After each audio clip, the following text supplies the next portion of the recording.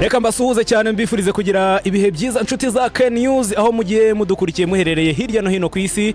Reka nkubwira ko umubyeyi w'imyaka 44 umubyeyi w'abana 4 yanditse amateka muri Miss Universal.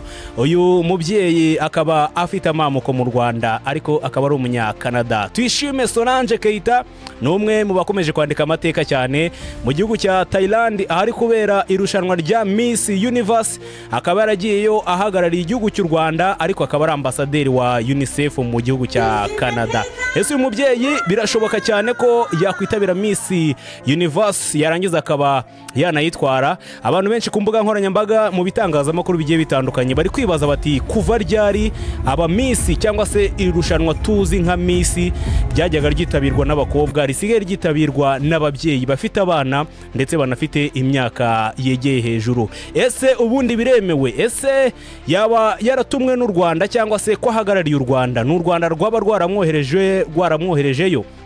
Ese yoherejwe nande? Ese yabigeze hate? Ese Tuyishime Solange Keita ufite amamuko mu Rwanda ariko utuye mu gihugu cya Canada ni muntu ki? Reka tubiganireho cyane twibaze tuti iyi ntera yo kujya muri Miss Universe ari umubyeyi w'abana ndetse akaba afite imyaka 44 yaba yarabigeze hate? Ese mu byukuri ni muntu ki? Gumana na Ken News, urasabwa gukora subscribe ndetse na like, tugende tubiganiraho, tugende tureba uko hirya no hino ku isi bigiye byifashe. Yitwa Tuyishime Solange Keita, umubyeyi w'abana 4, akaba ari umushoramari ndetse akaba afite ikigo akuriye.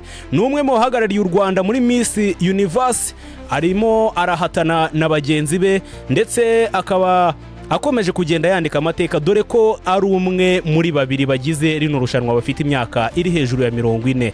Irushanwa rikubera mu gihugu cya Thailand ndetse finali igomba kuba hafi hano ku munsi wo kwa gatanu ku itariki 21 z'ukwezi kwa 11 2025.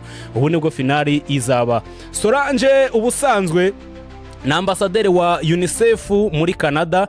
Mu byukuri urebye ushobora gusanga cyangwa se usanga UNICEF yaramwizeye imugira umwe mu bahagarariye abandi mu guhatana cyangwa se mu guhatanira ko abagore abari n'abategarugori bagira ubuzima bwiza kandi bakitinyuka bakabasha kwinjira mu nzego za kiyobozi. Uyu mugore cyangwa se uyu Solange akaba ari CEO wa Elevate International, ni ubwe wayishingiye ndetse yishinga mu mwaka wa 2017. Ni organization cyangwa se ni ikigo gishinzwe kongera ingufu abagore cyangwa se kongerera ingufu abagore cyangwa se kubashishikariza gutera intambwe mu nzira njyabukire, ndetse akaba yarahawe n'igihembo cyuko muri uyu mwaka wa 2017 yabashije gutanga sanitary pads cyangwa se za mpapuro z'isuku abakobwa bakoresha, abakobwa n'abagore bakoresha. Abasha kuba yatanga 100,000 by'aya mapaki ya sanitary pads biza gutuma ahabwa igihembo nk'umwe mu bagira uruhare mu kuba ubuzima bw'abakobwa n'abagore bamukikije rugenda neza. Iyi organization ye yakusanyije miliyoni 3 z'amadolari narenga miliyari 3 z'amanyarwanda mu gufasha abagore n'abakobwa ku isi yose. Solange uyu nguyu afite metero 1 na santimetero 72, akaba azi kuvuga neza indimi 4 harimo Icyongereza avuga neza cyane, Igifaransa akivuga neza cyane, Igiswahili arakivuga ndetse n'Ikinyarwanda. Izi ndimi zose arazizi. Yakuze mu byukuri avuga ko azaba umwe mu bakomeye ku isi ndetse yaje no kubigeraho. Uyu ni umugore wavukiye mu gihugu cy'u Rwanda aza kuva mu Rwanda yerekeza mu gihugu cya Canada nyuma ya jenoside yakorewe abatutsi mu Rwanda mu 1994. Mbere yo kugera mu gihugu cya Canada yanyuze mu bihugu bigiye bitandukanye harimo igihugu cy'Ubugande, aza kunyura muri Repubulika Iharanira Demokarasi ya Kongo mbere yuko yerekeza mu gihugu cya Canada ari naho aba akakanya. Atuye mu mujyi wa Ottawa ari naho akorera ibikorwa bye bya buri munsi ndetse n'ibijyanye n'iyi organization ayobora buri munsi. Ese uri kwibaza uti nyuma yo kumenya iby'uyu mutegarugori imyaka 44 ese biremewe ko wajya muri Miss cyangwa se mu marushanwa y'ubwiza? aba Miss cyangwa se Miss dukurikije Miss Rwanda, Miss aba Miss cyangwa se iri rushanwa rigiye rikorwa hirya no hino mu bihugu bigiye bitandukanye yewe no ku isi yose, bakunze kurimenya ku irushanwa ry'ubwiza. Ese abakobwa cyangwa se abategarugori basa nkaho bakuzeho gatoya baba bemerewe kuba baryitabira? Ese umubyeyi ufite abana we yemerewe kuryitabira? Ibi byose nibikomeje kugenda byibazwa hirya no hino ku mbuga nkoranyambaga. Ubusanzwe mu bihumbi 2024 abategura rino rushanwa rya Miss Universe bakuyeho imbogamizi zose abakobwa bahuraga nazo bazikuraho. Ikintu cya mbere bakoze itegeko rishyashya ryo kuba ryakwemeza cyangwa se igomba gukurikizwa muri Miss Universe nyuma ya 2024, bemereye abagore batandukanye n'abagabo cyangwa se abadivorce, abo twita abadivorce kuryitabira. Abagore bashingiwe bemerewe kuryitabira, abagore babyaye bemerewe kuryitabira, transgenders cyangwa se abihinduje igitsina bakava mu bagabo berekeza mu bagore, muzi ko nabyo bibaho, aba bose iri tegeko rirabemerera ko bakwitabira. Hanyuma umukobwa utsinda cyangwa se utsinda riri urushanwa ry'ubwiza ahabwa igihembo cy'ibihumbi 200 by'amadolari, n'amafaranga asaga miliyoni 300 z'amanyarwanda. Ahabwa imodoka nziza cyane, imwe mu modoka agezweho ku isi, ahabwa inzu nziza yo guturamo, ndetse agahabwa n'amadir menshi yo kwamamaza agiye atandukanye mu makampani agiye atandukanye akorana n'iri rushanwa. Ibyo ni ibihembo bihabwa umwe mu batsindiye rino rushanwa. Hanyuma muri 2025 edition y'uyu mwaka Tuyishime Solange Keita uvuka mu Rwanda, hanyuma akaba ari kumwe n'uwitwa Nicole Peilika uvuka mu birwa bya Bonele. Aba nibo bakuru bari muri rino rushanwa kubera ko bose basangiye imyaka 44 kuzamura. Hanyuma iri rushanwa kugira ngo uryitabire birasaba iki cyangwa se byasabye iki Solange? Iri rushanwa kugira ngo uryitabire hari byinshi cyane bigenda bisabwa. Ikintu cya mbere ugomba kuba waratsinze irushanwa ritegurirwa mu gihugu cyanyu cyangwa se igihugu uvukamo.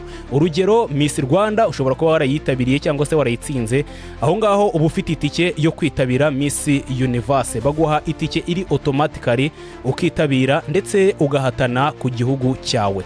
Hanyuma iyo utatsindiye iri rushanwa hari ubundi buryo bwashyizweho ushobora kuba wagira gutya rwose ukitabira rino rushanwa. Ubwo buryo ni ubuhe? Ugomba kwishyura ibihumbi 10 by'idolari kuri konte y'aba bantu bategura rino rushanwa, nasaga miliyoni 14 z'amanyarwanda niyo ugomba kwishyura kugira ngo hanyuma kugira ngo witabire rino rushanwa ndetse unahagararire igihugu cyawe.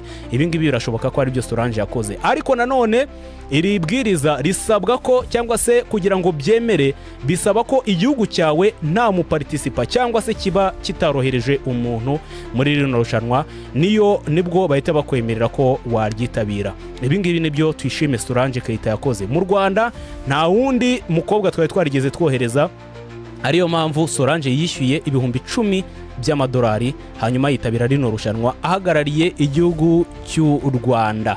Hanyuma muri edition y'abanyarwanda bagiye bitabira rino rushanwa harimo ibihugu byaje ari bishyashya, harimo n'u Rwanda, harimo ibihugu bya Cape Verde, iki nacyo cyitabiriye bushyashya cyangwa se gifitemo uwitabiriye mushyashya.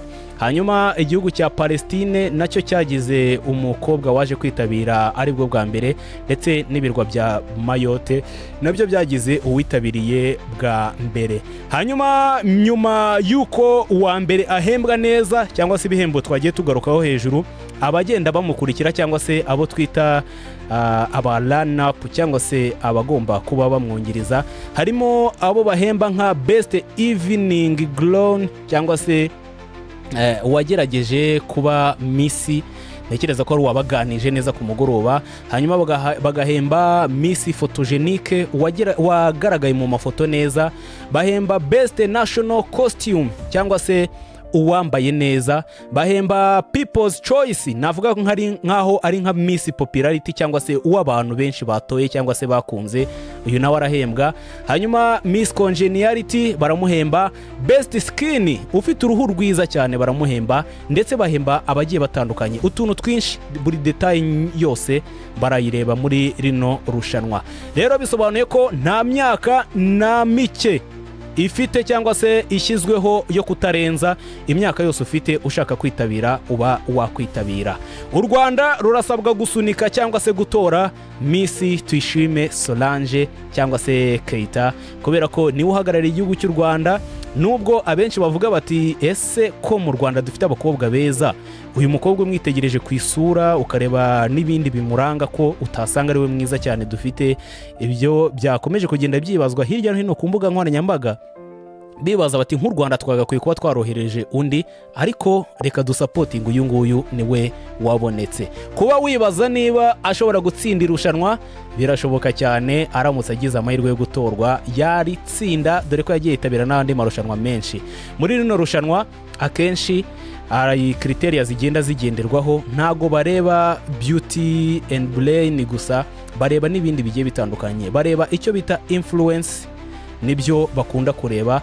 Ese wagejeje iki kuba muturanye, wagejeje iki kuri famille, ese wagejeje iki kuri societe? Ibyo bitanga amanota menshi cyane. Ariyo mpamvu bano babyeyi nubwo babyaye, nubwo bafite imyaka myinshi, nabo bagize courage bakitabira ndetse bakishyura amafaranga menshi kugira ngo bitabire rino rushanwa. Byinshi wibazaga kuri Tuyishime Solange cyangwa se Keita, umunyarwandakazi utuye mu gihugu cya Canada, wagiye ahagarariye u Rwanda muri Miss Universe. Nekereza ko umaze gusobanukirwa byinshi. Ukwiye kubana natwe ni Ken News, nge nitwa Ari. Reka mbashimire cyane, babwire ngo reka tubane mu makuru menshi agiye atandukanye agenda acicikana hirya no hino mu bitangazamakuru ndetse no ku mbuga nkoranyambaga.